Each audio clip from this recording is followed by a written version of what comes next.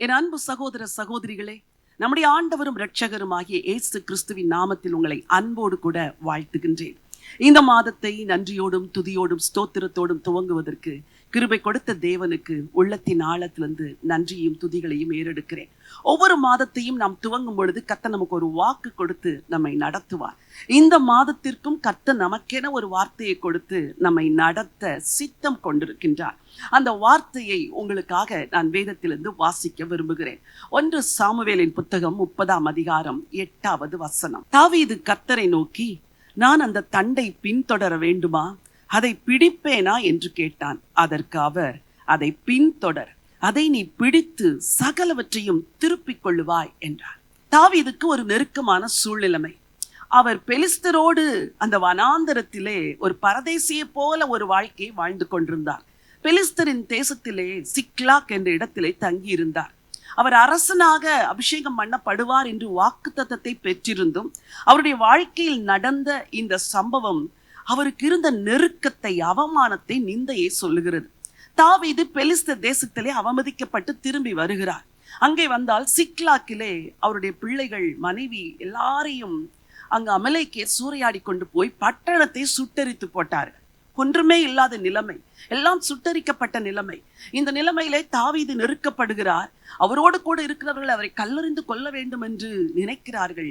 ஆனால் வேதம் சொல்கிறது, தாவீது தன் தேவனாகிய கர்த்தருக்குள் தன்னை திடப்படுத்தி கொண்டார் என்று. திடப்படுத்தி கொண்டு வழக்கமாய் தேவனிடத்தில் போய் கேட்பது போல தாவீது கேட்கிறார். தாவீது வழக்கமாய் தேவனிடத்தில் கேட்டுத்தான் எந்த யுத்தத்தையும் செய்வார். ஒரு சில வசனங்களை உங்களுக்கு நான் சொல்ல விரும்புகிறேன், வாசித்துக் கொள்ளுங்கள். 2 சாமுவேல் 23:2, 2 சாமுவேல் 5:2, 2 சாமுவேல் 5:19. இந்த வசனங்கள் எல்லாம் என்ன சொல்கிறது?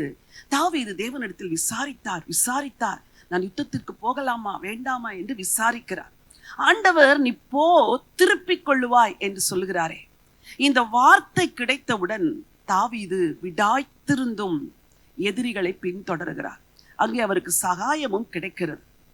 அமலேக்கியர் பரவி தங்கள் கொள்ளை நிமித்தம் சந்தோஷப்பட்டு கொண்டிருந்த நேரத்தில் தாவீதும் அவரோடு இருந்த 200 பேரும், ஒரு சிறு கூட்டம் கடந்து சென்று அந்த அமலேக்கியரை வெற்றி கொண்டு சகலவற்றையும் திருப்பி கொண்டு வந்தார்கள். எனக்கு அன்பான தேவ ஜனங்களே, உங்கள் வாழ்க்கையில கூட உங்களுக்கு வாக்குத்தத்தங்கள் பல பண்ணப்பட்டு இருந்தாலும் நீங்கள் தாவீதை போல நீங்கள் முன்னேறி சென்று ஒரு ஆவிக்குரிய யுத்தத்தை செய்து உங்களுடைய வாக்குத்தத்தத்தை நீங்கள் சுதந்திரிக்க வேண்டும். இழந்ததை திருப்பிக் கொள்ள வேண்டும். ஒவ்வொரு மாதமும் மாதத்தின் கடைசி 7 நாட்களை நாங்கள் உபவாச நாட்களாக வைத்து ஜனங்களின் ஆசீர்வாதத்திற்காக ஜெபிக்கிறோம். இன்னைக்கு இந்த செய்தியை நான் பதிவிடுகிற இந்த நாள் இந்த மாதத்தின் 6வது உபவாச நாள். ஆண்டவர் சகலவற்றையும் திருப்பிக் கொள்ளுவாய் என்று பல முறை இந்த நாட்களின் 7 நாட்களிலும் பல முறை கர்த்தர் எங்களோடு கூட பேசினார். அதே வார்த்தையை தான் உங்களுக்கும் சொல்லுகிறேன். நீங்கள் சகலவற்றையும் திருப்பிக் கொள்வீர்கள். எதை இழந்தீர்கள்? சந்தோஷத்தை இழந்தீர்களா? சமாதானத்தை இழந்தீர்களா? சுகத்தை இழந்தீர்களா? ஆஸ்தியை, வீடை, சொத்தை, பிள்ளைகளை? ஒருவேளை பிள்ளைகள் ரட்சிப்பை இழந்து போயிருக்கிறார்களா? புருஷன் ரட்சிப்புக்கு தூரமாக இருக்கிறாரா? மனைவி ரட்சிக்கப்படவே இல்லையா? உங்கள் குடும்பத்தாரையும் திருப்பிக் கொள்வீர்கள். உங்கள் சகல பொருட்களையும் திருப்பிக் கொள்வீர்கள். தேவன் சொல்லுகிறார், நீ சகலவற்றையும் திருப்பிக் கொள்ளுவாய். எதையெல்லாம் இழந்தீர்களோ எல்லாவற்றையும் நான் திருப்பிக் கொள்ளுவேன் என்று விசுவாசத்தோடு அறிக்கை செய்யுங்கள்.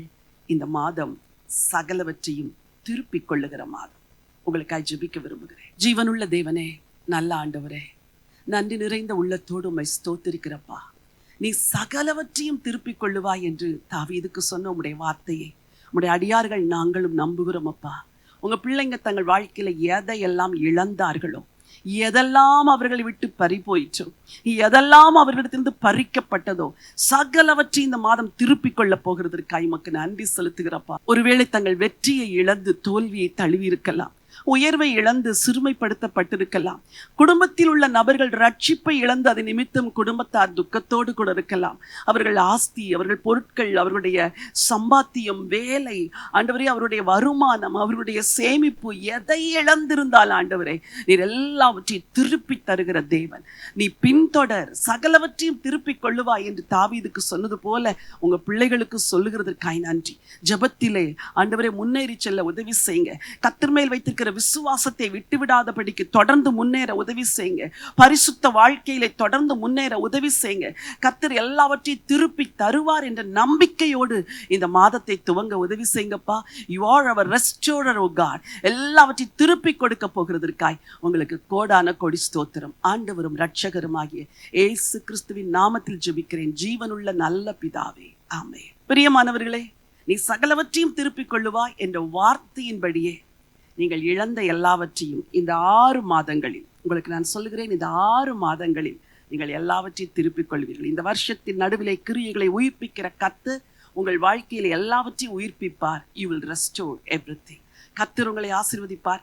இந்த நினைவோடு இந்த மாதத்தை துவங்குங்கள். இந்த நாள் ஒரு வெற்றியின் நாள், இந்த மாதம் ஒரு வெற்றியின் மாதம். God bless you.